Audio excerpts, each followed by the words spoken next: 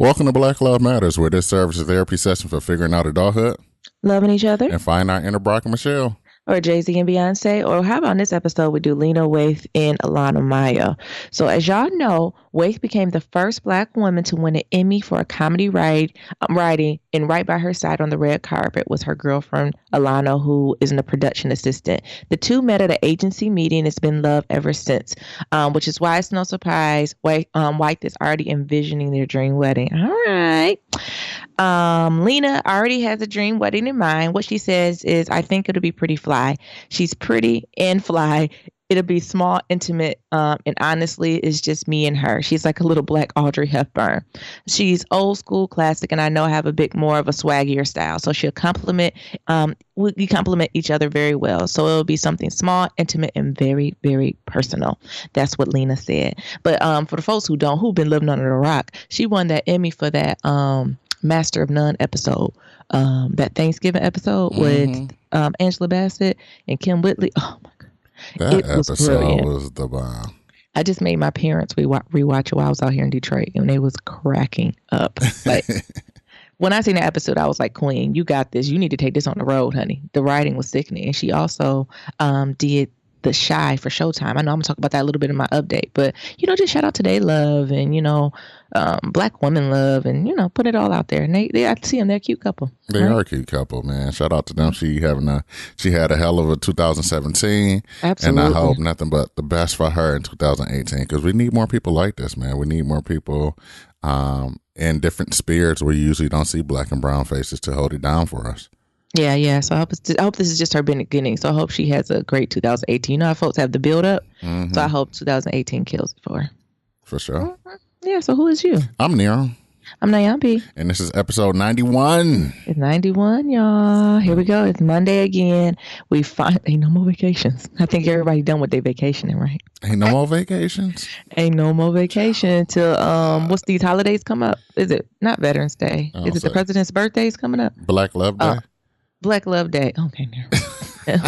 I'm taking off of Black Love Day. Y'all better be off of MLK Day. It's a day on, not off, honey. Okay. Hey, go protest somewhere.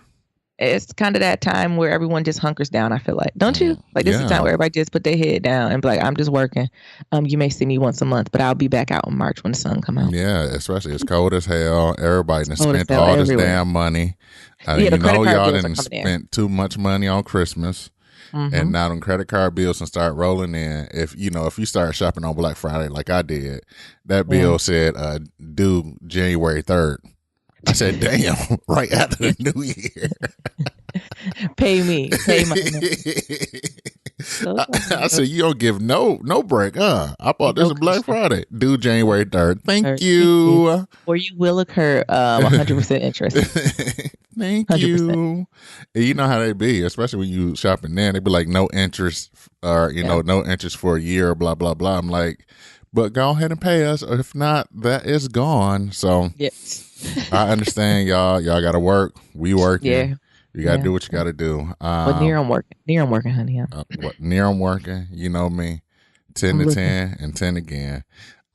With that being said, go ahead and leave us 5. Put 5 on it. 1, 2, 3, 4, 5 star rating and review on Apple Podcasts and Stitcher.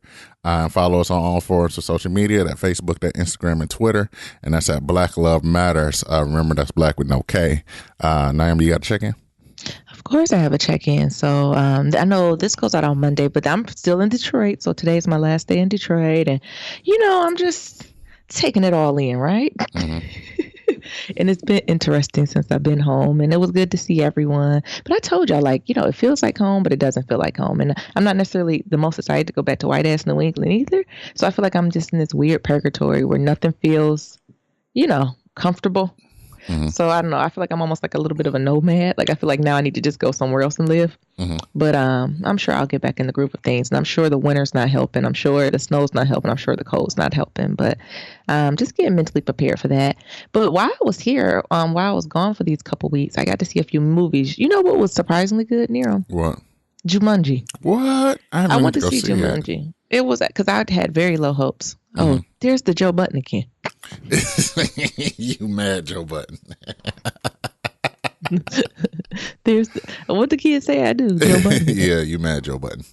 Yeah, so I had low hopes, but I was like, all right, this is a childhood movie. Let me go see it. You know, I'd have put respect on Robin Williams' name, RIP, let me go see it. But it actually was decent. Because you know how Kevin Hart gets on my nerves. He tap dances on my nerves. And, you know, The Rock is cute. I won't put him up there with Denzel, but he's cute to look at. And, you know, I just didn't know where this was going to hit. But it was actually a really interesting, cute concept. You would like it, near him. Okay. Also, you know, and that, I seen that when I was still in whatchamacallit and what's it called, Maryland and stuff in DC. Oh, and then me and Baby J, we went to go see in the DV, we went to go see Ferdinand. You know the Bull movie? Yeah. It was cute too. Like I still haven't seen Coco, and I might have to see that on a stick of fire. But I thought Ferdinand was really cute with the little bull and Latinos. You know, it's bringing culture to it. I appreciate it. And then the last movie I seen that stood out was Dark Towers with Idris Elba. Okay, how was that? You know, it was actually good. Like Idris Elba, low key been working, and we've been sleeping on him. This nigga had at least 10 movies out this year. Yes. And I'm just catching up to them. Because I don't know if y'all know, I really try to make a pledge that any movie that's African American like led, I definitely go see. But if there's a lead African American person, even if it's all white people, but I try to go see it, even if it's bad. Don't I, Near them? Because they need support. They do. And so me and Nia actually watch it. And I was like, damn, that's pretty a decent movie. But what me and Nia was cracking up about is Matthew McConaughey was in it. I like Matthew McConaughey, okay? But here come Nia shady ass. He was like, Matthew McConaughey, okay, but he don't got no versatility. I was like, what you mean? He was like, no matter what character he play, he sound like a old white man from Texas. So in this movie, he was an alien. He was like, but he an alien who sound like an old white man from Texas. When he played a stripper, he was an old white man from Texas. It's like it don't matter what role it is, he don't change his accent. And we was saying how niggas got to try twice as hard. So Idris, what he from the UK? Right. This nigga sound like anything from that guy from what's The Wire, from The Hood, right? All the way to like all these accents and versatility, right? But Matthew McConaughey can sound like the same shit. But I was hitting the ground when Neil was like, this nigga could be an alien and he'll still sound like he from South Texas. Did you realize that Matthew McConaughey don't change his accent? I did not notice it to Nia brought to you know. Has it been one movie where he's changed his accent the way he talks? No. Absolutely not. Nia, in Lincoln commercials, he still sounds like a white man. You know, I love a Lincoln. I was driving a Lincoln before. Lincoln's well Lincoln. It don't matter. And this role was like more of a sci-fi. So Black Tower is like a Stephen King sci-fi thing. And it's like about Idris Elba's protecting like this literally tower from these kind of demons. And Matthew McConaughey is like this king wizard or demon that's trying to kill him. And he was like, even he a wizard. He sound like he from Texas. And he said nobody around him got the accent. So he an alien from a different planet. And everybody else sound a certain way, but he sound different. Neil was like, white privilege at its best. So I was cracking up about that. And also something I want to talk about was Love and Hip Hop Miami. We missed this part, Near Pretty fucking Ricky's. Who asked for a reunion? Grind on me. Aren't we a little over that? I don't know. I'm trying to remember if I was a fan of Pretty Ricky. Like, I think I liked the songs, but I don't think I ever was a stand for them, right? I'm just saying, if all the other bands or boy groups can come back and do a reunion, why not Pretty Ricky? I mean, I wouldn't put them amongst the great black men groups of the 90s. I'm just saying, B2K or Ray 2K or Ray 2B or whatever it's trying to be. I wouldn't put B2K in the greatest boy groups alive. Like, we're talking about Jodeci, 112, Drew Hill. Now, if they want to come do a reunion, you know why? Blackstreet, yes, I can do that. But Pretty Ricky, nigga, what? You know why? It took me forever to realize it was a group and not a person. You know why? Because you was born in Joe Budden, and you was born in the 80s. So, you know, I was like a teenager. I'm just saying, everybody was coming for you when you was talking about the people from 92. And I'm telling you, the kids that was born in 92 are standing for Pretty Ricky. They not. You know they standing for Pretty Ricky. Are y'all standing for Pretty Ricky? No, because the kids in 92 was still around when Drew Hill and Blackstreet and 112 was out. But still, they was too old for them. I'm Joe Budden. But the Pretty Ricky boys, that was just their age. Pretty Ricky look 40 now. How old is Pretty Ricky? They aged hard. To drink some chlorophyll water. Some what? Chlorophyll water? Chlorophyll water. Yeah, chlorophyll good for you. Oh, okay. Nia taught me. Nia taught me. Chlorophyll water is good for keeping body odor down, for rebuilding cells, and they need that. Oh, okay. Where do you buy that at? Any health food store. Oh, okay. You can buy the pills or you can buy it in like the form where you drip it in, honey. But they mad at me about, you think Nah, not no 92 kids. The 92 kids is rooting for, standing for Pretty Ricky. And what didn't happen to them? What you mean? They look little. You know, I can't put my finger on it. It just didn't. The thing is, they in Miami, so that Miami culture, you know, it's two different parts. You got the glitz and the glamour, and then you got the dudes who rough. Yeah, it was just like putting lipstick on a pit bull. Like, it was just something about it was rough to me. Do you know what I'm saying? Like, I was so distracted by them that I couldn't even hear. Could they sing still? I don't know. And then what's going on with that girl, Bucky? Is that her name? Yes, Bucky from Flavor of Love. What's Bucky, her problem? Bucky has been around. Put some respect on her name, because she's been doing ain't had this. A job. She's been doing this reality TV love shit since Flavor of Love. She's been doing this almost 10, 20 years. I know. She ain't had a never mind. So I thought that was weird, but I will stand up and say that, like, sis, bro, because y'all stay out your people business. Like, I would never come to your own stuff and then start picking a fight with the folks you work with bringing checks in, even if I hated them niggas. Right. Like, I would think she was completely out of order. She messing up. And then checks. Pretty Ricky's, I don't know his real name. Tried to check all their names as Pretty Pleasure Ricky. Pretty, or Slickum, or Spectacular. What? Or these names. Baby Blue. Jesus. And they talk about that old shit. Talking about, how we used to do. I say you used to do 10 years ago. All that stuff is disconnected. It don't count. It's like credit. It's been wiped clean. You got to start over. But I just thought it was me. Like, who was asking for a Pretty Ricky reunion? All I remember is Grind on Me. What's another Pretty Ricky song? Let's see. No, don't Google it. What is it? Because I can name 10 Dru Hill songs. Oh, go. What? Go. 5 Steps. Beauty is her name. Are we just doing Dru Hill? We doing Cisco and Dru Hill combo? No, we're just doing strictly Dru Hill. Come on. This is not for that, but I did want to bring up that. I know I completely missed that whole segment of Love and Hip Hop. I just had to bring that to y'all attention. Oh, they had a song with Sean Paul. Remember that song with Sean Paul? Nope. Oh. What about that Hotline song? Nope. Oh, okay. Anywho, but you said folks was tearing me up on Twitter. They said I was a hater. You mad Joe Budden for the people born in 93. And then 92. It's like, Nyambi people in 92 can rent cars now. I said, really? Oh, yes. I do that math. Them niggas can rent cars now, Nyambi. They just started, though. They just started to rent cars. Well, they grown then. Look, I can't work at no place. You not old enough. Niggas is 28. Look, this is not old enough. Who old are you? Don't be trying to be slick. Give me this liquor. It just seems young to me. It do. Ain't no wrong with that.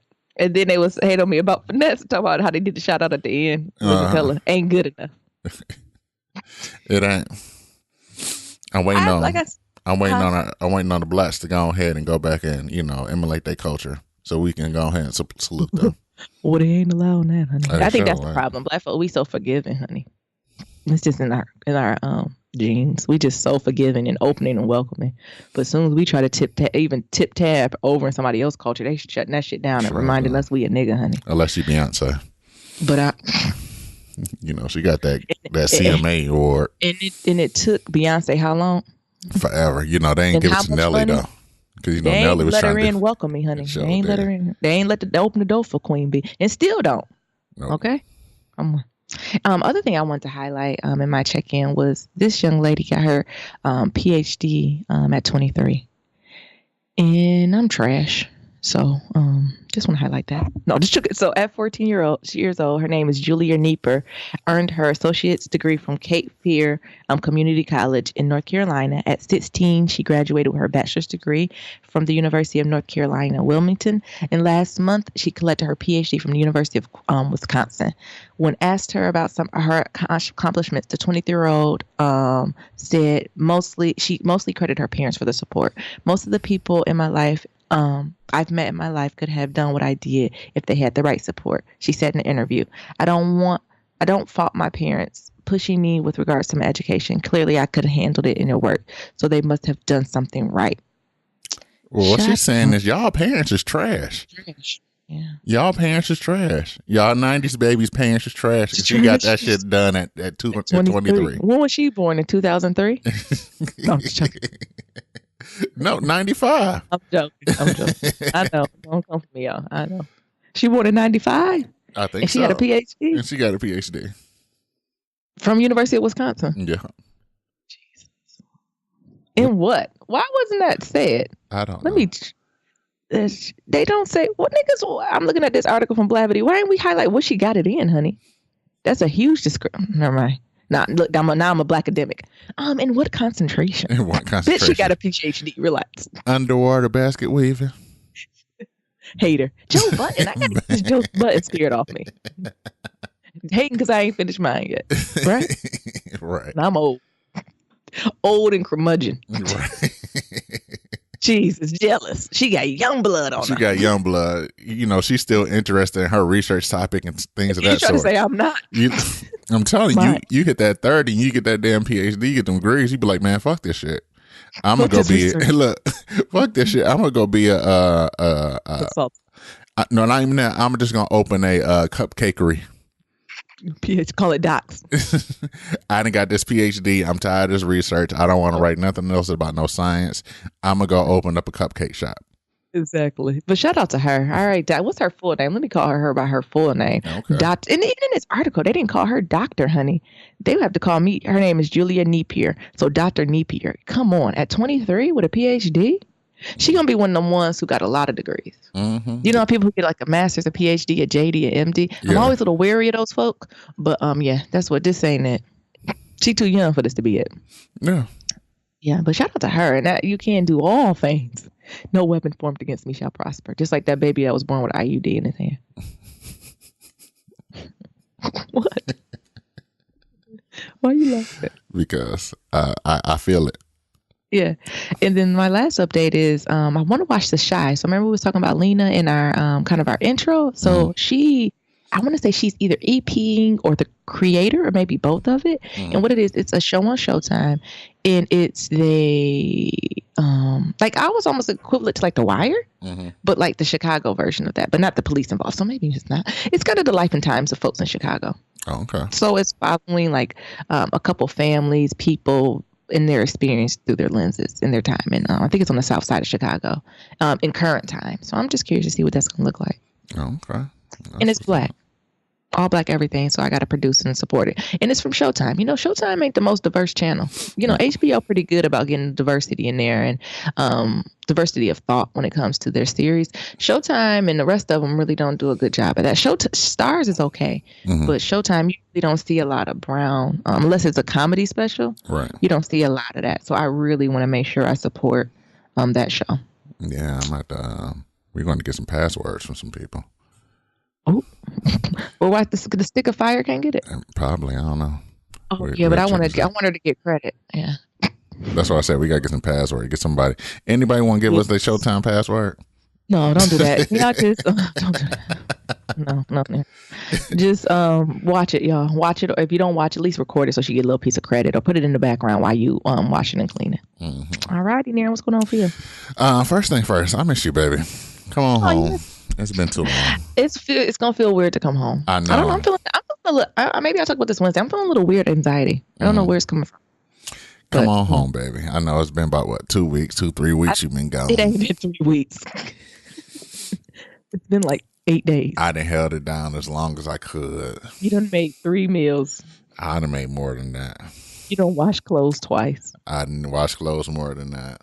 Okay. You know why? It should just be you. How many drawers are you wearing a day? The thing is, like I said, I work out a lot, so I've been working out lately. Much more clothes than I do. And, you know, my workout clothes be funky, so I gotta wash them bad boys. Yeah, baby, you gotta buy some more too. Yeah, we got to. You might just gotta go to Wally World and just buy some cheaper ones. I know you're very classy, no, but you might just have to buy some Wally World ones. Actually, I this is a win. Some a clothing brand reached out to me, and we sort of be in talks of doing like a some type of brand ambassadorship or some type of sponsorship for the health and fitness stuff. Nice. So it's a cycling company that focuses on big and tall. So I'm excited to see what that conversation be like. Yeah, great. So I'm just ready for you to come on back home. I know it's gonna be weird because lately I just been hitting the bed with the octopus style or like the starfish. You know how you do the starfish. So now I gotta get used to just being on my area side of the bed now. I mean, you do the starfish if I'm hearing. Oh, okay. I don't believe you. Yes, you do. Go ahead, Near. Other than that, it's cold as hell here, so I hope you bundle the fuck up when you come back later, because right now it's -7 degrees. Oh my god. And the heat just been running. The heat has just been running, and you know me. I really don't like to have that heat running, but I can't do nothing about it. No, I just gotta go. Yeah. What else is going on in the news that I saw that was noteworthy? You remember Dr. Love, that 15-year-old boy that was like acting like he was a gynecologist? Oh my god, yes. That was, what was it, like 2 years ago? Mm-hmm. So they finally sent his ass to prison. Oh my god, why did he do it so long? I don't know. So he was stealing patients and shit, and patients' information and all this other stuff. And That's his family tried to held him down, and like the comments was just like crazy. Like he was just trying to do good. He wasn't trying to harm nobody. Like, well, why he should go to medical school then? The medical school, exactly. Or naturopath school. Like, there's a lot of routes to take to say you're, it's a way to, if you want to treat people and heal people and you believe you do it, there's a lot of non-traditional ways to do it. Or there was like, he was just trying to help people, but he just made some wrong choice. It's like, acting like he's a doctor. That's a big ass wrong choice. Yeah. I don't got I can't. No comment. And then how long do you go and do this for, right? Yeah. Like, it's not like he just helped one person. Let me give you some advice. Like, this went on. Yeah. Mm-hmm. So, and then he got to pay some restitution back too, because somehow he stole like $35,000 for like some elderly woman. What? So yeah. Oh my God. We also got some other wins for the blacks. Dallas County swears in their first ever black sheriff. Is it a woman or man? It's a woman. Oh, so I'm gonna keep you prayed up, sis. Keep you prayed up. Black women coming in again to save the world. Yep. So let me go ahead and say her name, Marion Brown. Shout out to Marion Brown. Marion Brown. She's the first black sheriff in Dallas County. Yeah, let us know if they ain't treating you right, sis. So, she definitely highly experienced. She got like 26 years of experience. Okay. And just saying, everybody was saying her history speaks for itself. So I look forward to seeing, all the good things that she got going on. Mm-hmm. And, she said her first priority is just to rebuild trust between the department and the community. Girl, that's a life work. I'm telling you. Maybe try to recruit more diverse sheriffs. Maybe we should try there, because I don't know if the community gonna buy into it. Nah. What they say? All skin folk ain't kin folk. Yep. All dark skin folk ain't kin folk. I don't got nothing to do with dark Nero. Oh. We just started talking. We just talked about colorism Friday, didn't we? And then I'm talking about all dark skin people ain't for you. No, skin folk ain't kin folk. Just because they brown don't mean they for you, honey. You had to pass a test. That's what we get in that conversation of blackness. I think that's when I talk about blackness. That's what I mean. Mm-hmm. It ain't about, never mind. Different episode. Yeah. And then Aisha McGowan. Aisha McGowan. Who was that? Her ass is preparing to be the first black woman pro cyclist. Hold on. There's never been a black woman who's been a professional cyclist? No. In all these years? In all of these years. Oh. So, okay, well, continue to tell us say about her this. name, Aisha McGowan. Because she is killing it. She killing it in the game. But yeah, she was an Atlanta-based music teacher. And then recently she just moved up to New York. And, just started doing cycling and things of that sort. And I guess the story is that, she was looking around and trying to see if there was like a, black cyclist to get her inspiration as she, prepared to like start cycling and things of that sort. And she couldn't find any. Mm-hmm. And so from there, she just started doing everything you need to do to become a pro cyclist. So, like, the thing is with cycling, it's a little bit different. So when you start cycling, you start doing races. Like, everybody start, well, for the women's, they start at category 5, and I think men's is like category 4. And it goes up from there. So it goes in reverse order. So category 4 is like beginners or, novice. And then it's like 3, 2, 1. And right now she's at a category 2. Yeah. And, she's moving up to category 1, which is like almost pro level. Like either category 1. Was she going to make it then? Either category 1 or something else. But it only took her 12 months. It only took her 12 months. To about to be pro level. Oh, bad bitch contest, she in first place? She is in first place. So, definitely shout her out. I look forward to seeing. You should shout her out. You should connect with her on the Book of Faces or Instagram or the tweets. Yeah. Hell, and tell her your troubles. Exactly. I'm going to say, Aisha, my ass hurts. Whenever I ride, my ass hurts. She done went from 12 months to being pro. Right. And you still trying to find a seat. Black women, we are magical. We are magical. You guys are magical. But yeah, she killing the game. I'm actually going to reach out to her. You see if she want to come on my podcast, the other podcast. Yeah. But that's what I got going on. I seen that and I was like, okay, sis. Yeah. Her ass about to turn pro, so she about to make the money moves. Yeah, money moves. Yeah. All right, Nerves. Yeah, that's all y'all checking? Yeah, that's all I'm checking. No, that's it. Oh, I ain't mean to rush you. Still, I've been in Detroit too long. Mm-hmm. Oh, also, in my check-in, I went to a cupcake place on Livernois. Mm-hmm. Yeah, Sit Smile. Yeah. It was really good, but it was very Detroit service. Oh. You missed that New England white cupcake service? Yeah, like I was asking what the cupcake flavors were, and they were like, it's this. I was like, well, I wonder, like, you heifers don't got no signs to say what flavor this is. I want descriptions. Like, do you know what I'm saying? Like, yeah, I know what you're saying. Because you go to other cupcake places in white ass New England. They got the name Displays. of the cupcake, and it got like a 250 word description. Moist blueberry. Bought in from Vermont. Slowly piped with warm buttercream and then brung up to 65 degrees Celsius. But not at this one. Mind you, the cupcakes was delicious. Uh-huh. But it's one of them things where it's like, I feel like I was inconveniencing them. And the thing is, I don't think this is the owner. I think this is some young girl that she done hired so she can be on vacation. Uh-huh. But I was just like, what is it? It wasn't like it was basic flavors. I could see if the cupcake said banana pudding. Well, I can figure that out, right? But the names of it was like Reggie James. Like Brooklyn. Well, what's Brooklyn? What's Brooklyn? What did Brooklyn taste like? Dirt? Piss. And pigeon shit? What is this? Piss. Yeah. Or like Detroit streets. Like this Finkel. Well, shit. Finkel don't taste good, nigga. What are we talking about? Applewood's bad. Like, and they looking at me like I'm supposed to know what it tastes like. But I worked through it. Y'all been proud of me because the old Nyan would have been like, no, thank you. I don't want. And I would have walked out. Huh? You would be like, I don't want none of this shit. No, because I'm trying. I'm coming in friendly, smiling, engaging, being patient. Mm-hmm. And then like only one cupcake was out. Like I was like, is this all the cupcake? They was like, no, we got more. I said, what is they gonna steal the cupcake? Like, what is going on here? But they were delicious, and I hung in there. Okay. Shout out to that. Like, cause I was like, I'm supporting, cause I wanted something sweet, and I was gonna go to like this business out in Dearborn. I was like, nah, let me go support a Black-owned business. Let me go to Detroit, right?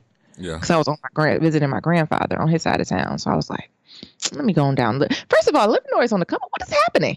You know what Livernois is reminding of? You know how Royal Oak is? Well, it's like, it's trying to be like a Black Royal Oak. Gentrification. We need to get some houses. Go there after dark, honey. I still wouldn't go after dark. But it's a lot of cute little restaurants and coffee shops all around Livernois. Yeah, I ain't no tell me that was happening. Because it's gentrification. Because I seen the address. I was like, what's there? It's here. We need to get some stuff. Yeah, it's happening. I would say in the next 2 to 3 years, it's gonna be jumping. Because it's already got cute little spots. Because it's down there by what's that Cuzzo restaurant that niggas is tripping over with them chicken and waffles? Yeah. Yeah, I ain't make it to that. But I did go to the cupcake shop down the street, and they gave me a little trouble. Okay, I think my cousin worked at Cuzzo's. She'll let me know. I think everybody's cousin. Every time I talk to somebody in Detroit, like their cousin owns it. I said, "Who's this nigga related to?" Every time I talk to somebody from Detroit, I know I said, I don't know who is this nigga? I don't got no cousins there. Because if I did, I'd been there by now, honey. Oh, okay. Yeah, because your family don't like paying for food. We surely don't. We'll tip the server, but paying for the chicken? No. Nope. God, no.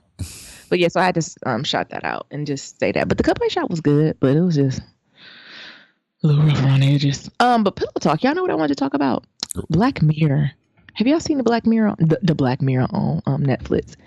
So for y'all don't know, Black Mirror, I would say it's like a modern day techie Twilight Zone, right? Mm-hmm. It was like a modern twist with a very technological, am I saying that right? Yeah. Slant on it, right? So I think it's our modern day Twilight Zone. And each episode is 4 seasons, and each episode within the season can be its own entity, right?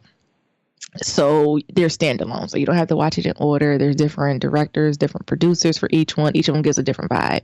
But I think it's just a really good show. Like after I watch it, I'll be like, child, that's sooner than we think. Mm-hmm. You know, that's just like the kids in 92. They older than I think, you know. So, so I wanted to just talk. The latest season came out. Was it last week? Was it Christmas Eve or Christmas Day or something like that? Mm-hmm. And actually, it was only 6 episodes, so I was able to get through it these next couple weeks. But I just wanted to talk about the ones that I really liked and see if you liked any ones near them. Did you watch them? Yeah, I watched them. So my favorite ones were, one is called Archangel. Mm-hmm. I think it was the second one. And what it was about was this mother who had a young daughter. And, you know, I think a lot of parents can relate, or anybody who's just around younger kids can relate to that moment where, you know, when you watching a kid or you at the park or at a mall and all of a sudden they disappear. And it's that moment, oh shit, they've been lost, captured, kidnapped, and what else? And that's how the story opened. And so the mom was freaking out, couldn't find her and everything. But eventually the whole neighborhood came together and they found her, you know, doing kid things. So she wandered off, followed a cat or some shit, who knows? And then after that, there's this test program that was going on called Archangel. And what it is an implant that you put in your kid. And it's a way for you to track your kids wherever they are. So, you know, I think that kind of exists now, low-key. But it takes it a step further. And the technology is actually able to integrate into the kid's system. So you can see what they see. You can like test their blood, their vitals, all this stuff that's going on, right? And you control it from something that looks like a Kindle or like an iPad. And you have the option to like turn it off to give them their privacy and it's nothing tracked, or you can check on them too. But also with this machine, you can control what they can see. So the idea is when they're younger, so say if they see something really violent, you can distort their vision so they can't see it. And it's like parental locks. So if they're watching some television or there's certain words you don't want them to hear, understand, it like muffles their hearing or blurs their vision. So originally the mom just got it. So like, you know, if she ever goes missing, I'll just turn it on. We're good, right? That's the only time I'm going to use it. But it started getting good to the mama. And she started like, you can like basically do step by step with your child. And she kept it on all the time.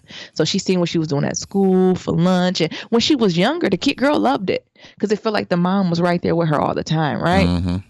Even when she wasn't. So when she was scared of stuff, she can kind of just say out loud, like, oh, mom, I'm scared, blah, blah, blah. And the mom can see what's going on and kind of walk her through it. And, you know, it was positive for that. But as she started getting older, right, you know, shit started to click in. So, you know, kids getting a little more devil, look mannish. Do folks say mannish still?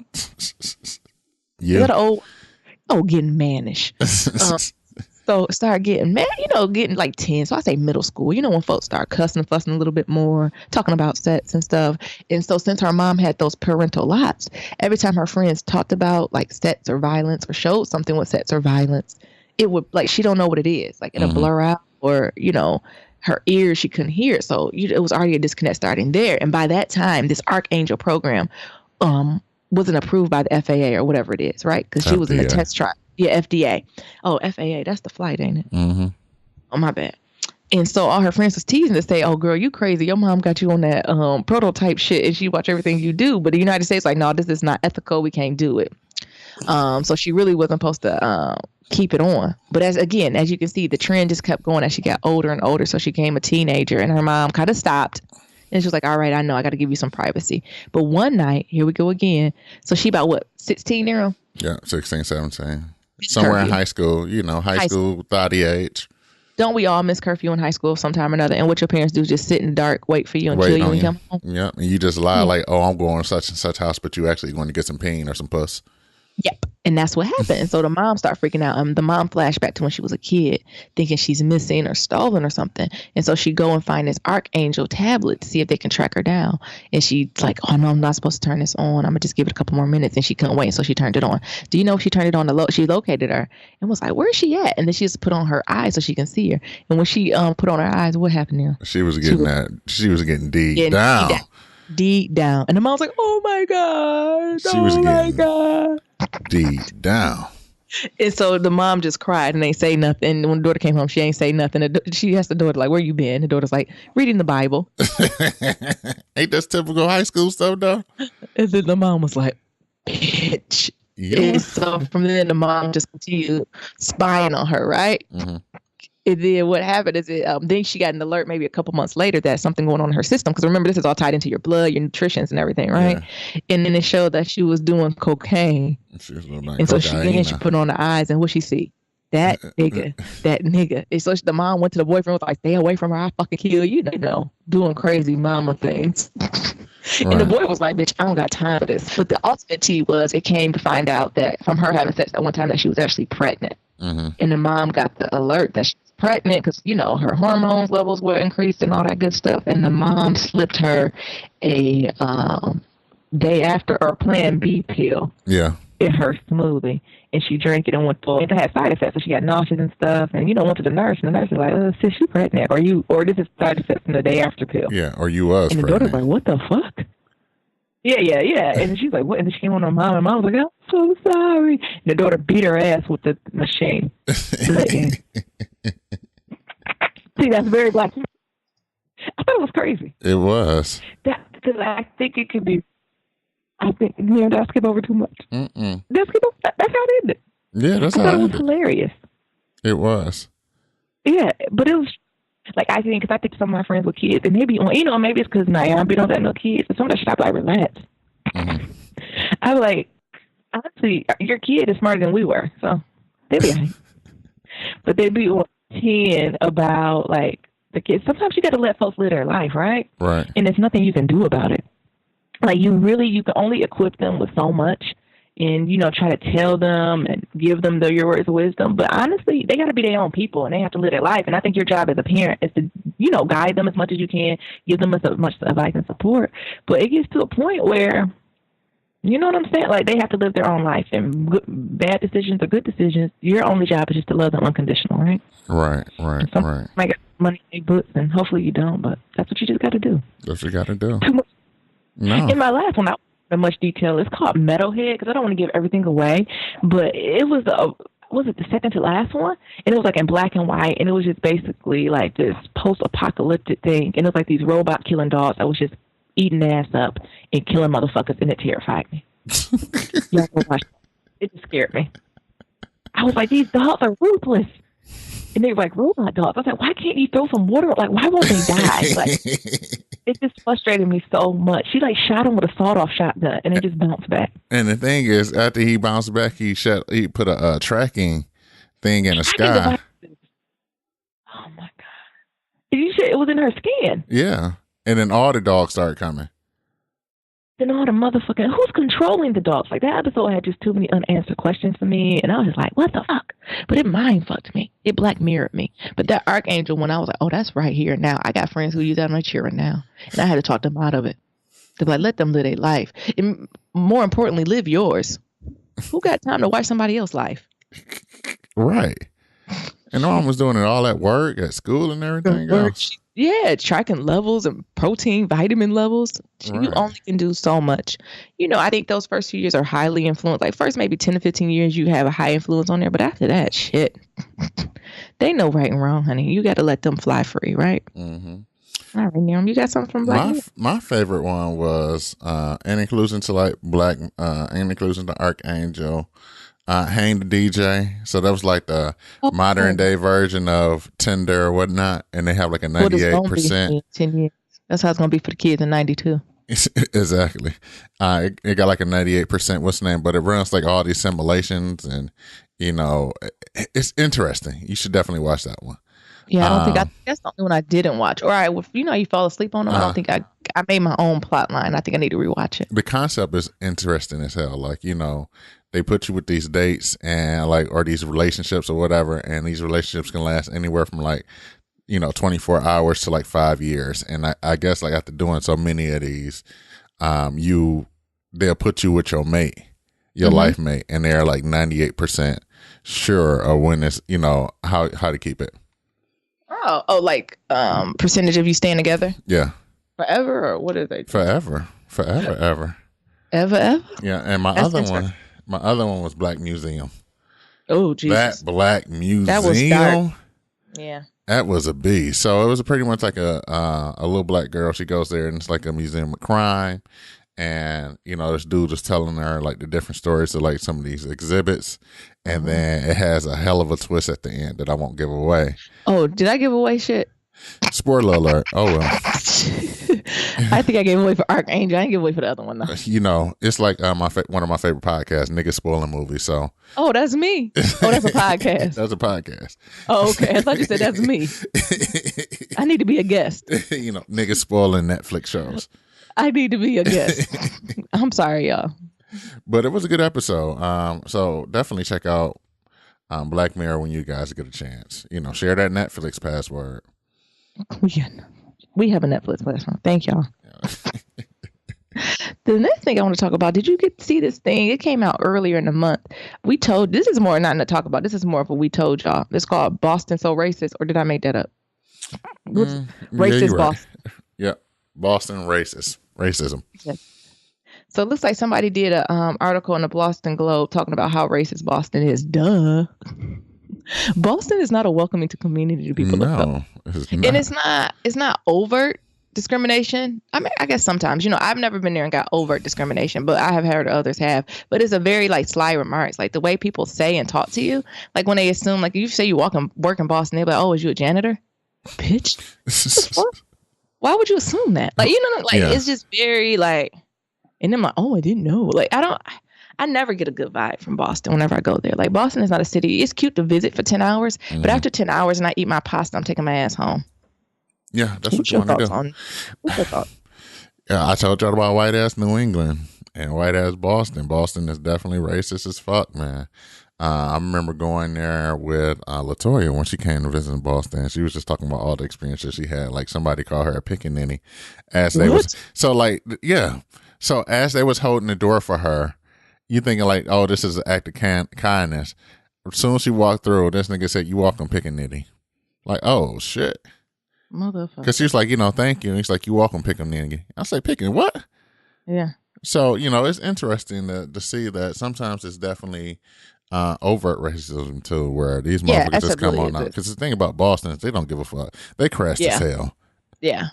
So they already come off as rude when they're not even trying to be rude. So I think that's another level of it. I know I'm reading through like the article. And so what is this? It's a 7-part series done by the Boston Globe. And what we'll do, we'll link it for y'all to check out too.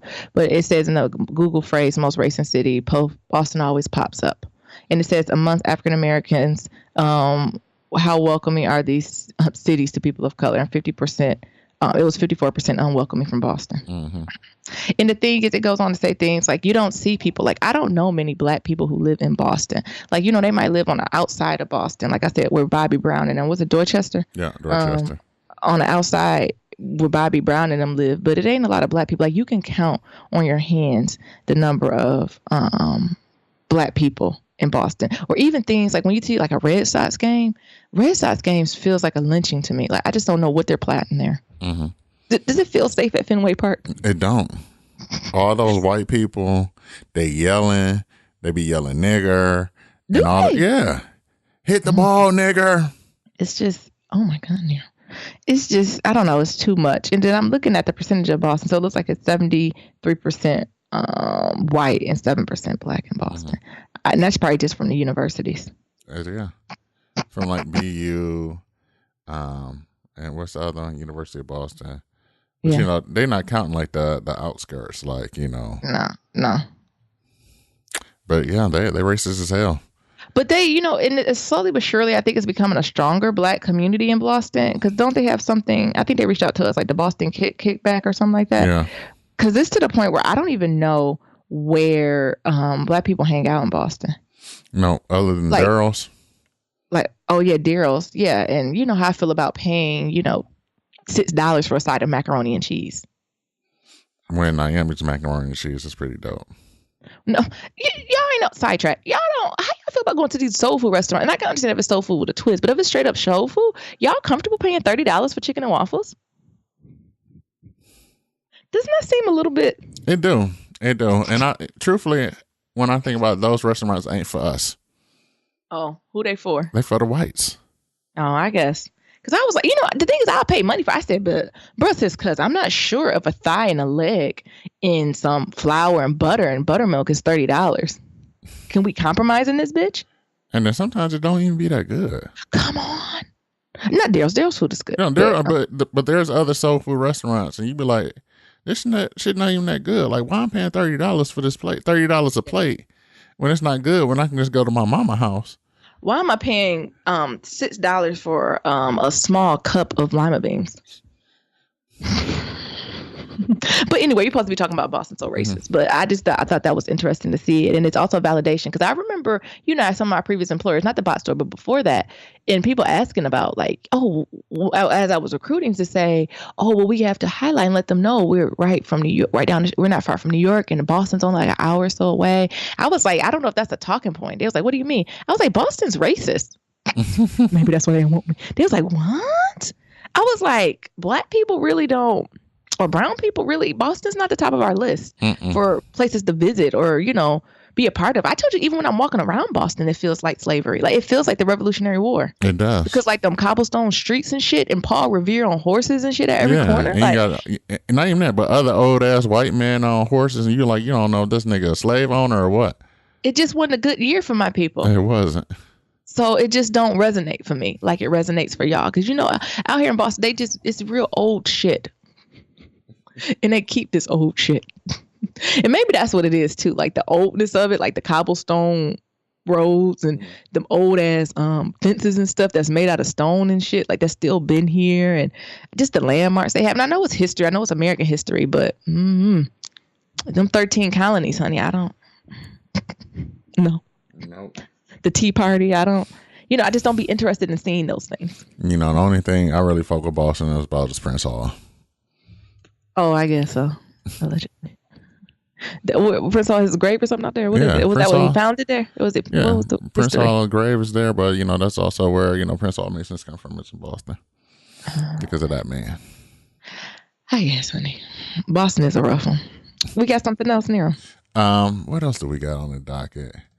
Other than that, I wanted to bring up, here they go again.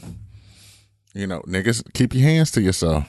What happened? Not more rapey niggas. More raping, and now it's the blacks. What they do? So, Broadway legend Ben, I don't even know how to say his last name. Vereen, apologist. Not Chicken George. Yes, Chicken George. Get the fuck out. And this is what got me, because I've been watching Roots. Y'all know during Kwanzaa I watched Roots. I Insta lived it. I Insta snapped it. I did all that. Shit need to be off by the time I come home. You know how I love and I enjoy Roots. Jesus. And motherfucking Chicken George.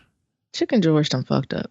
Apologized for sexually assaulting young actresses. So back in 2015.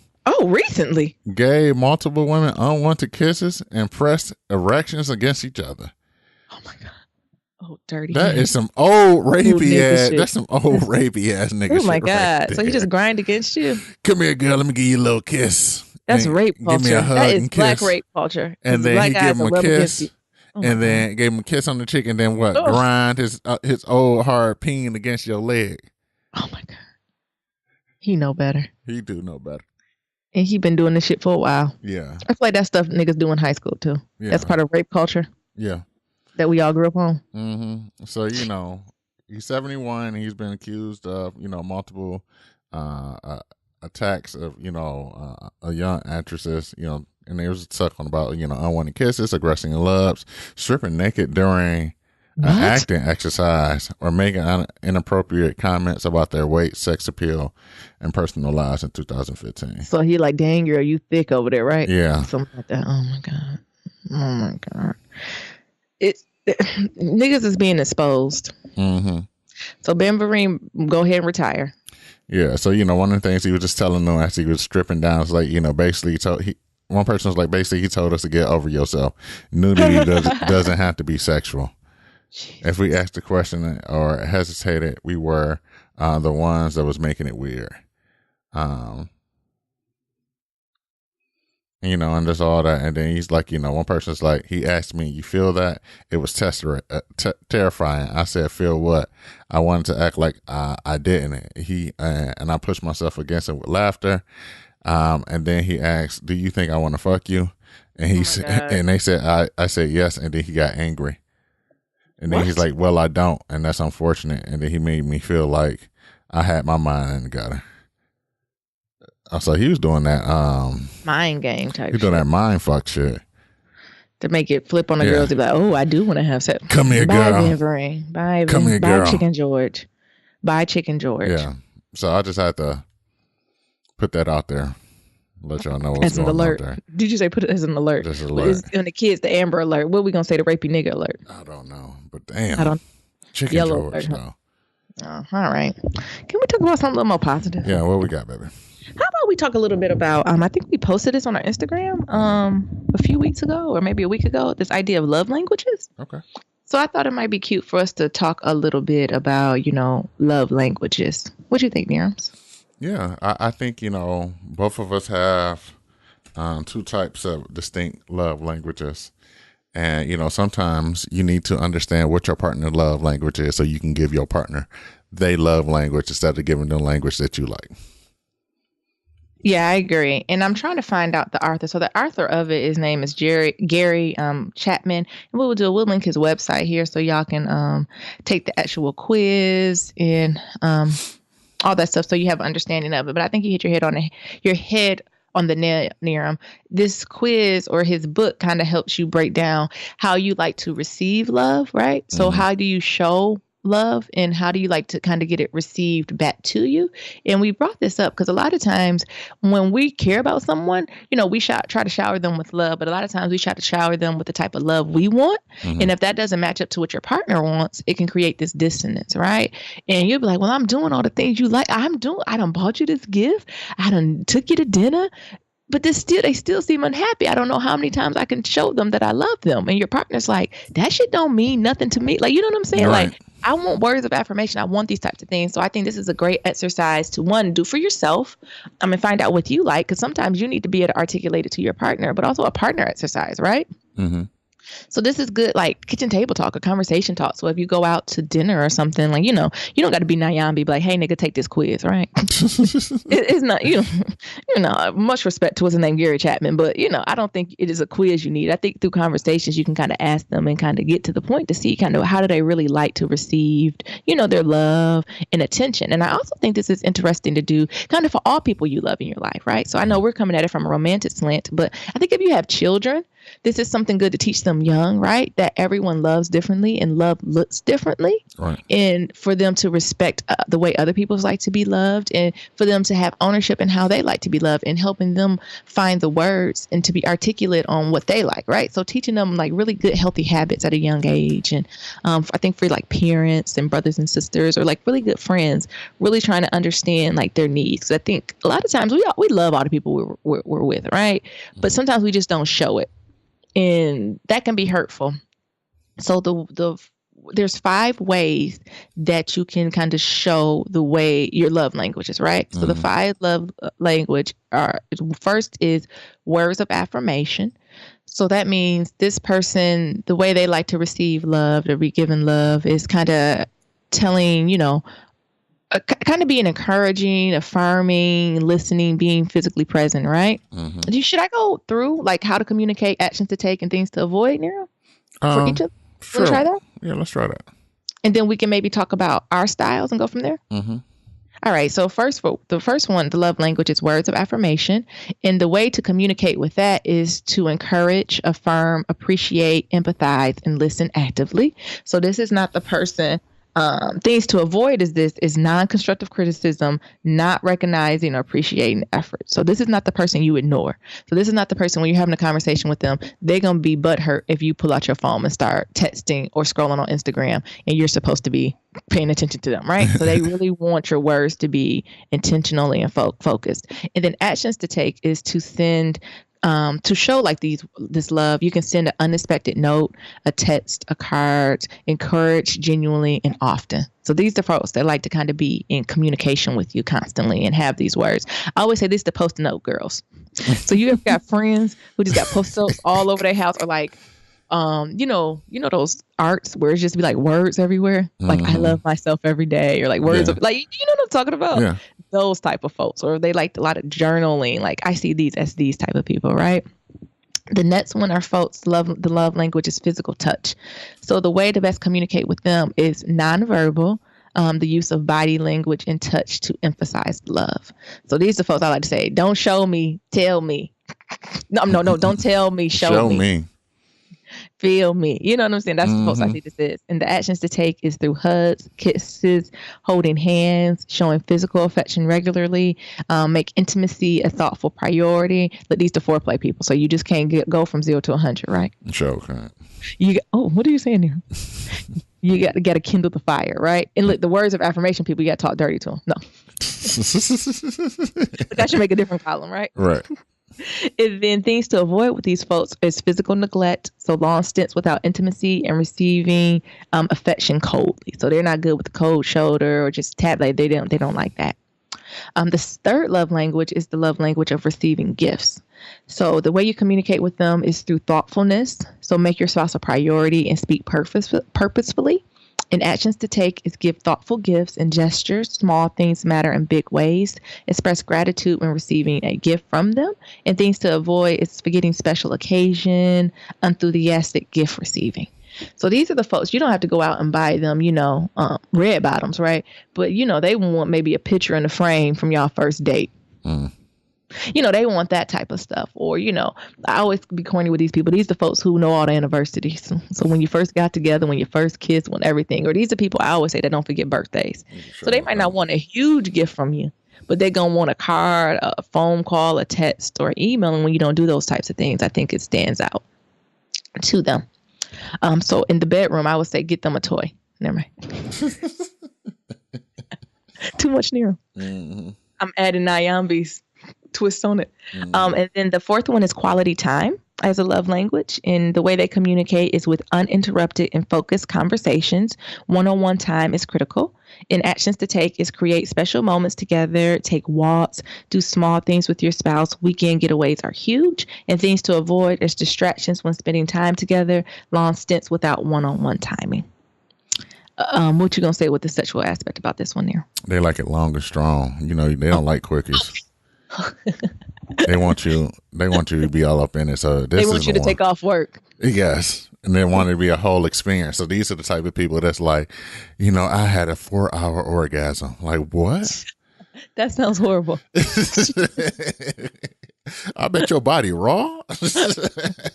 Your mind. The shower hit and burn.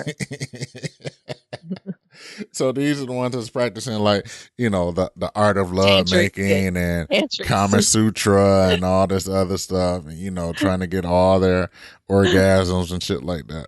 They would have you all day. You be like, I gotta go back to work. It is January 8th. I'm due to work. I've been off for 2 weeks. And I'm like, no, you don't love me because you don't want to spend this time getting our chakras together. Shut up. And then the last love language is the act of service. So how to communicate, you use action and phrases like I'll help. They want you to know that you're with them, that you're a partner with them. Actions to take is do chores together, make them breakfast and bed, go out of your way to help alleviate their daily workload. And things to avoid is making the request of others a higher priority, lacking follow through on small and big tasks. Miriam, how would they be sexually? Oh, man. So these are the people these are the people that want to just give you head all damn day. Okay. And they get mad when you don't do it right to them. Right. And you were like, just let me be. I'm raw. Let me go. And they be like, nope. And then be like, okay, when are you going to do me? Never. And they be mad. They be mad because they didn't gave you all types of head and everything else, anal, and they ain't got nothing in return. Look, they think your love language word of affirmation. They be like, that was good. Really? That's all you got? Yeah, we need to make an extra column and add on to that. So those are kind of the 5 realms of love language. So words of affirmation, physical touch, receiving gifts, quality times, and acts of service that kind of, break down. And I also want to say people can be a combination of these things. So it's not just one thing you lean more towards, but maybe it's 2 you lean more towards, or maybe 1 you lean more towards a romantic relationship. So I think it's important for you to kind of recognize, which of the one or the couple that you really resonate with, and having these conversations, because I think it helps with kind of the little arguments or the little breakdowns. What you think, Nero? And what's yours, I should say? Well, I was going to tell you what yours is, and you can tell me what mine, or what I think yours is. What you think? Yours is a mixture of, I would say, 70-30 physical touch with a 30% quality time. Really? Yes. Why you say that? Because all Nyambi wants in this world is a hug. As you was talking about Huggers Unite, all she really wants is a hug and hold tight like a little baby. Shut up. Truthfully, if you can, I've been practicing. If you can swaddle Nyambi in the cover, not like a baby, like a baby, or like a dog. What they say, the dogs with anxiety. Yes, you just tight them up. You're golden.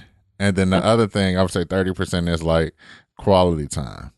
Yeah. And this is where it comes in. Like I said, I got all these damn jobs. Most of my jobs consist of working on the computer, so I'm always working. And all she wants is, I just want to have a conversation.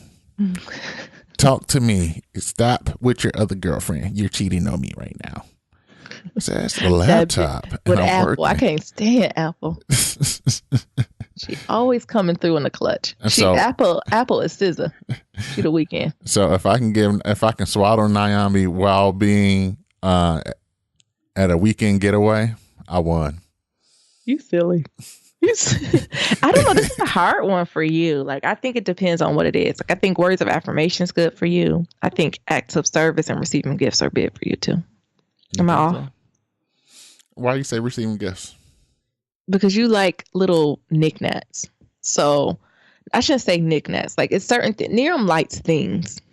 Although I claim to like things, but Niram has all types of like little tchotchkes when it comes to like his computers and tech. Like, he always needs new wires, or it's always just something going on. I think he likes it. I would say the receiving gifts are maybe the lower ones, but sometimes when I bring home, remember, like, I bring home like a vegan book, like, this is for you. You be like, thank you, mine. So I think that's a little undercover it, but I think words of affirmation and acts of service. What would be yours, Niram? I want to make sure I get them right. I don't know. That's why I'm asking you to see what you think. I know physical touch is definitely not on the list. Yours is the lowest. Yeah, physical touch is definitely. I don't even think quality time is for yours either. No. That's why I said I think your top one maybe would be. Yeah. I think it's a time between words of affirmation and acts of service. Yeah, I think so too. Maybe words of affirmation is the number one, because you don't care if it get done. You said, it's okay. It'll get done. I think maybe words of affirmation will be the highest for Niram. Like, Niram is really big about speaking life into it. I think that's that Cancer energy. So you want to be spoken life into, and I think sometimes, with my trade and the way I spin, and then my Cancer moon, if I'm in my feelings, I get to talking crazy and down. You like, this is too much. Yep. This is too much negativity. I cannot handle you in your Joe Button phase. Right. I'm in Joe Button moon. I'm gonna give Joe Button astrology. I'm in my Joe Button moon. I would like, Nyambi, you're talking irrational now. I'll talk to you later. Yeah. I think words of affirmation is probably a big one for me, and then acts of service. Because I even think about, like, even receiving gifts. Like, if I want something, I'll be more likely to go get it myself. Yeah. Before you even think about it. And I think through the acts of service is more, I think I was even combining those acts of service and gifts. So actually going out to get you something to help you move forward with something else. Mm-hmm. Yeah, but I would say words of affirmation will be your first one, Niram, and then acts of service will be your next one. So really big about speaking life and positively and manifesting. Like, Niram's huge on that type of stuff, and acts of service, just doing things for Niram. Yes. So again, that's Cancer. Cancer's like home kept up. So, Niram appreciate things like, oh, well, I meal prepped. I did this for you, or I did this for the podcast. That's the stuff Niram likes. When I do show notes or I prep for the podcast, Niram like, oh, you did it? Nice. Yeah. And I did it so much that I'm like, dang, do you do it? I was like, I know, which is the understanding that I do it all the time, right? So I just thought that was something interesting to say and talk about. Like, think of younger, this would have been so useful, right? Yeah. I think about relationships with parents. Like, this is something you really do with your kids. to see how they, you know what I'm saying, how you show love to each other, right? Yeah. Yeah, and also like there is a quiz. I'm thinking about taking the quiz too. It's like 30. I linked it. Yeah, I linked 30 it. questions. Yeah. And just to see if that comes right. out. Because I even think about like it's like question number 1. It's more meaningful to me when I receive a long note, text, or email with no special reason from a loved one or my partner and I hug. Oh, hug. Don't send me no long ass sonnet. I probably won't respond. It's too much reading. What? I'm just speaking my truth. So, it's that type of stuff. Yeah. I'll read the second question. I think these are questions that are interesting. It's more meaningful to me when I can spend a long time with my partner, just the two of us, or my partner does something practical to help me out. Oh, long time, just the two of us. Practical. And what's yours? Practical. Oh, no, just two of us. Practical to help me out. Nah, just the two of us. Mm-hmm. So it's 30 of those questions. So I would say, go check it out and do the test and talk to your partners about this. So you talk to your partners and the people you love. It'll be a good kitchen table talk and conversation and moving forward. Look, you probably should talk about this before Christmas, but it's still the new year. It's still the new year, so you can still talk about couple goals and things of that sort. And revise and re-update and things of that sort. Absolutely. Yeah, make sure I have the right quiz linked near so folks can look at it in the show notes, though. Okay. All righty. Anything else about love languages, Near, before we get into kitchen table talk? No, I think that's good. What else we got? All right. So as always, to submit your questions for Kitchen Table Talk, you can send us the email at blacklovematters@gmail.com. Again, that's blacklovematters@gmail.com. Okay.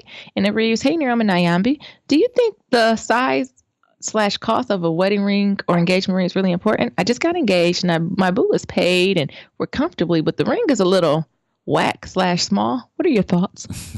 What? Nero? Nope. We're not. No, what? The size. Nope. None of that stuff is important. I mean, but no, we just talked about love language.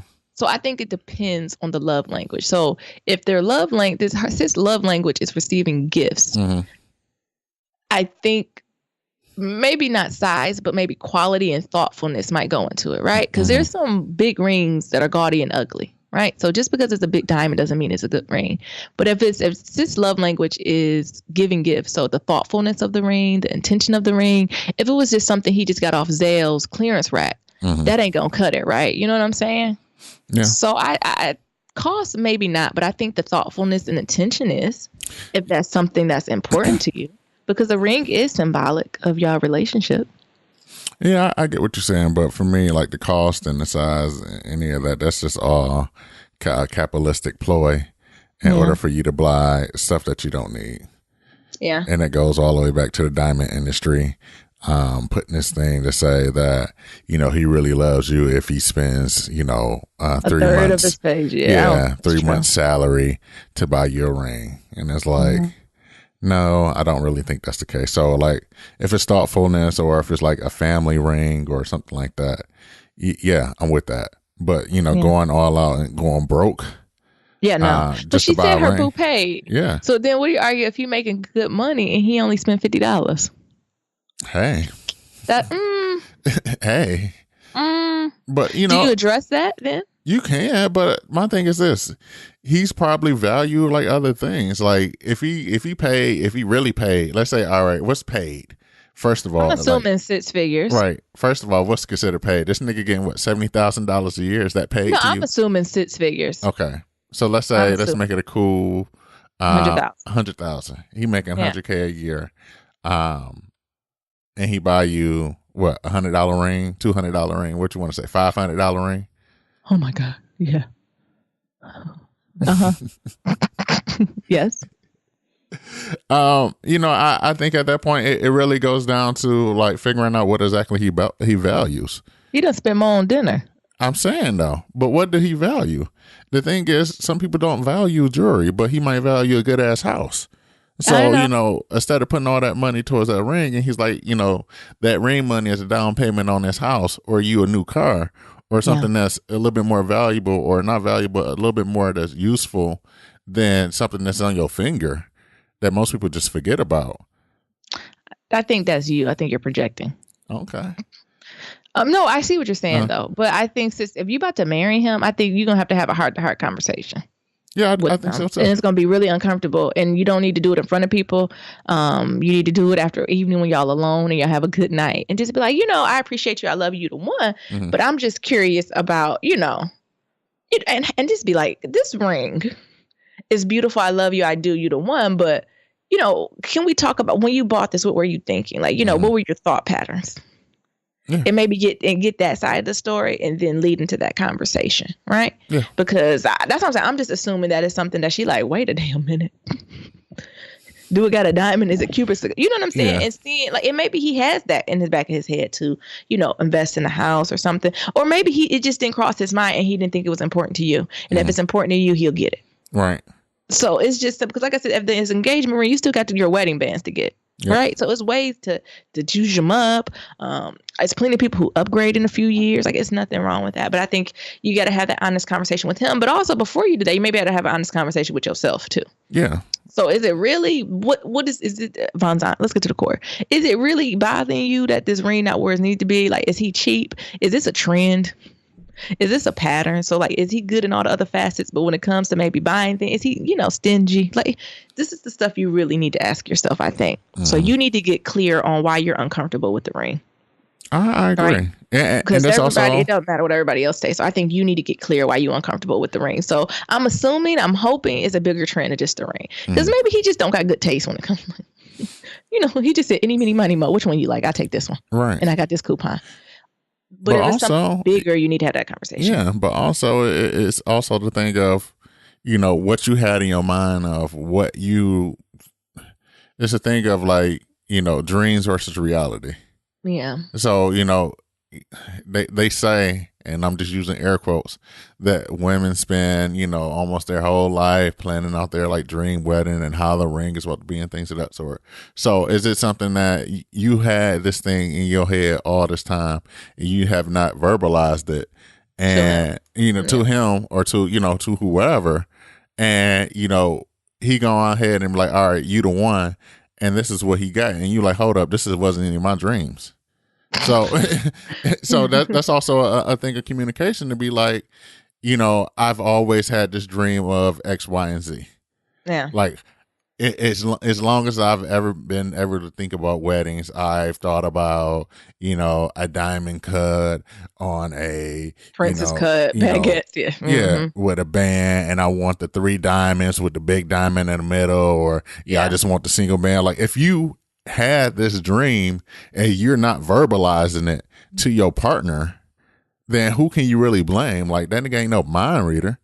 I don't know. Don't get upset. I'm not getting upset. I'm just saying, like, that nigga ain't no mind reader either. To be like, oh, this is what she dreamed and want. Because, it's been multiple times where Naomi have dropped hints of things of that sort to let me know or help guide, like what her gift or, expected gift or whatever is, what she's looking for. And the thing is, if you're not dropping these, breadcrumbs, Easter eggs, or whatever you want to call it, then how do you expect to get what you want if you haven't put it out in the universe? That's some words of affirmations again. Yeah. And the thing is, you shouldn't be worried. Like, I guess my question to you as a man, would you feel insulted if a woman came to you and said, how could she come to you and be like, this ain't it, but I love you, but this ring here, this is not good. Mm-hmm. And would you be insulted? No. I think that's really what Sis is tiptoeing around. Like, I think it's really how you say it. Like, Naomi came to me and be like, hey, Nero, like, I love the ring, but this wasn't even really what I was thinking.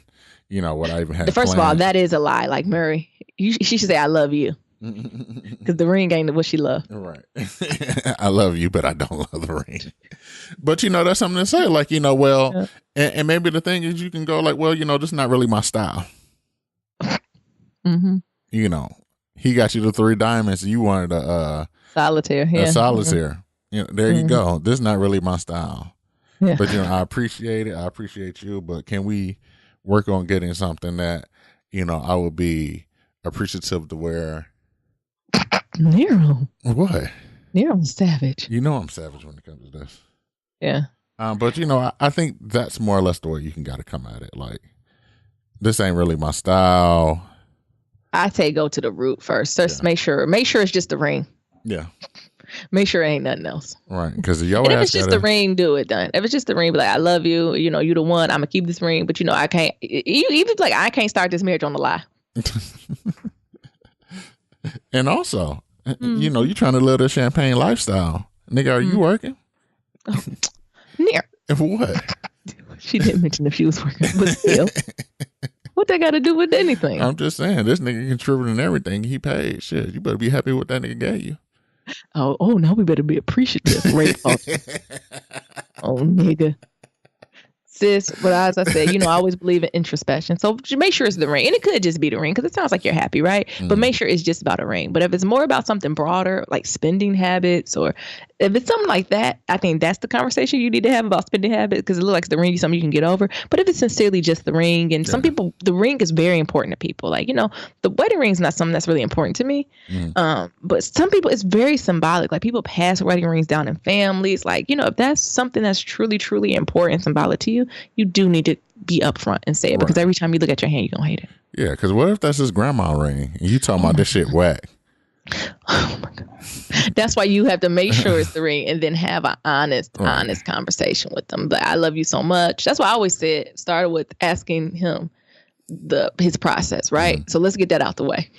So hit them with the Nyambi sit sandwich. Positive, negative, positive. Because it's a way you're gonna come at it if it's his grandma ring. So if it's his grandma ring, we ain't necessarily returning it, but you can redo the ring, right? You can take the diamonds out, you can melt down the gold. You know what I'm saying? It's a way you can restructure it. We're not getting rid of it, we're doing it. But if, like I said, if you got this on clearance at Zelle, take that bitch back, right? It's a different way you want to go about it. That's all. But still, you got to live your best life, sis. Yeah. And to speak your truth too, because if you don't, 10 years it's gonna come up in an argument. Right. And y'all gonna be emailing us again. Right. I threw that cheap ass ring. What's it called? Come out the gum machine. I threw that motherfucker back. I threw that bitch back in a Cracker Jack box and I threw it at that nigga. Oh man. Anything else about that Nero? No, man. More power to y'all. Good luck. Yeah, good luck to y'all. But if it's a grandma ring, you gotta suck that shit up. If it's grandma ring, you still work around it, because you're not returning it. It's just you can change it. You can melt down the gold. You can use the diamonds. You ain't melting down none of my grandma stuff. She done fought. She done got out of slavery. She done picked cotton for this ring. Okay. To submit your Black Love stories, go to blacklovematters.com. To submit a question for Kitchen Table Talk, shoot us an email at blacklovematters@gmail.com. That's Black Love Matters with no K. And to leave us a comment about anything that we talked about today, you can do that on our webpage, blacklovematters.com, SoundCloud, Stitcher. Don't forget to leave us those iTunes reviews. And we're also on social media, so Twitter, Instagram, and Facebook at Black Love Matters. That's Black Love Matters with no K. And don't forget to leave us a voicemail at 508-784-1111. That's 508-784-1111. Talk to y'all later. And remember, love is ever evolving. Peace. Peace.